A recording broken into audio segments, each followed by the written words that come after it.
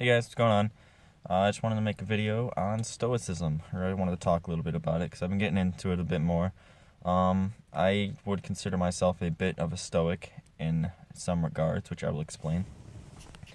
I also want to talk about its pragmatic sense. Is it really going to help you in life? Is it going to get you far, besides just making you happy or fulfilled or whatever?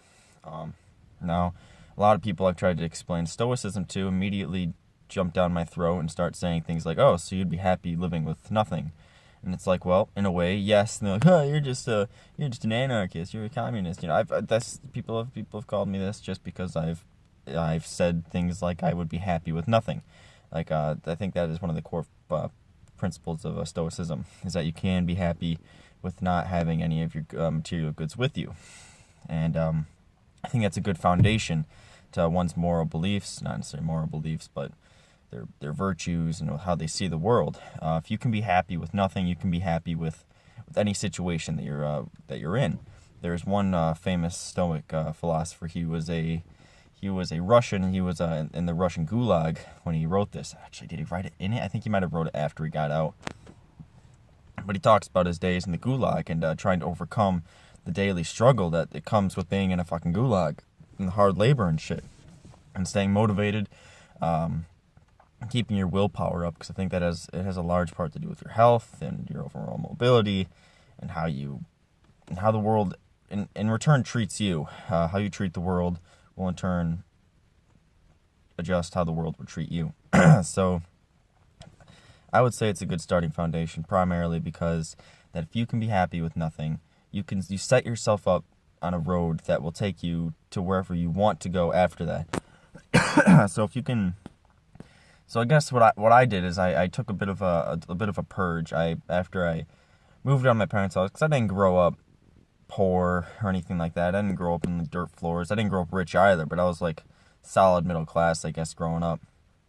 So when I was last year, I moved out. I moved out on my own to try and get a grip of the world, and I just threw myself into the chaos of the world around me, and just to fucking see what I would find, And I found things to be a lot harder. I instantly dropped down to that poor class. I don't make a whole lot of money. I make decent money for my age, but it's nothing good. So I wasn't living with much. I had an apartment, and I had my girlfriend, and we didn't have too much. We had one shitty TV. I didn't have any gaming systems. I had my old, almost outdated computer that I've been working on, and you really need to upgrade that shit. But I don't have a lot of money. Most of my money goes to paying bills, buying food and groceries. Oh my god, I cannot explain how fucking annoying grocery shopping is now. I used to like it, but now it's just it's stressful because it costs so much. And I'm the one who usually buys most of the groceries, so it's a pain in the ass. So I found myself in a situation where it's like, alright, I don't have as much as I used to have, but can I still find ways to make myself happy? And of course the answer is yes. I picked up my guitar more, and I doing things in real life, actually going outside, talking to people, hanging out with people, not just sitting home playing video games all day, and shit like that. Or going to the movies all the time, going to dinner all the time. You can't do that anymore. Maybe when I was making this much money and living with my parents, I could, because I could afford it. I had a bunch of extra cash in my hand, but now most of it goes paying bills, and that's just how the cookie crumbles. So what I found is that since being able to make myself happy with the least, I'll be in pretty good shape if shit were to go down. If I were to just lose all my shit, if another bubble were to pop and I were to lose my job, if I had to be homeless for a bit, if I had to go back to living in my truck, because I did do that for a bit, actually, that'd probably be the starting point of my Stoicism, or actual implementation of Stoicism into my life. I would be fine, because I actually found that I was quite satisfied in the position I was in, living in my truck. I could probably live. Actually, no, being homeless on the streets would probably really suck, but I could probably make it work. But I'd at least like to have my truck to sleep in. So, essentially, that's what Stoics are. I know a lot of people say it's not pragmatic, because how are you supposed to, you just got to be happy all the time? And no, that's not what it is. It's more or less you are satisfied all the time. You're satisfied with what you got. Because what you got is usually in part because of your actions, your thoughts. So say, if you don't have a 5-year plan, if you don't have a year-long plan, if you don't have any sort of plans, you can't expect to get anywhere in life. And wherever you end up, it's just how it's going to be, and you got to be satisfied with it, because you didn't adjust your life goals. You didn't set any sort of end goal for yourself. And if you don't set any sort of end goal, how do you expect to ever find the path towards what you want, especially if you don't know what you want? I meet a lot of people nowadays who don't even know what they fucking want. I see people in their 20s who don't know what they want to do for the rest of their lives. And it's like, come on, man. Stop drinking. Stop smoking so much pot. Get out of the fucking party life and sit down with yourself for a while and think to yourself. I know a lot of people are scared of doing that nowadays, but it's what you got to do. You got to really just look into yourself and see what you fucking want. What do you like? What do you like doing? You got to try, and if you don't know, you got to go try things. You got to go try things. Otherwise, you're going to live a life that will end up in misery and regret. And you don't want to be 70 years old going, oh, what the fuck? I've got 2 shitty kids who I haven't seen in 20 years. You don't come visit me. My wife left me when I was 50. This life is shit. Now I'm gonna die with no one around me. You don't want to end up being that guy.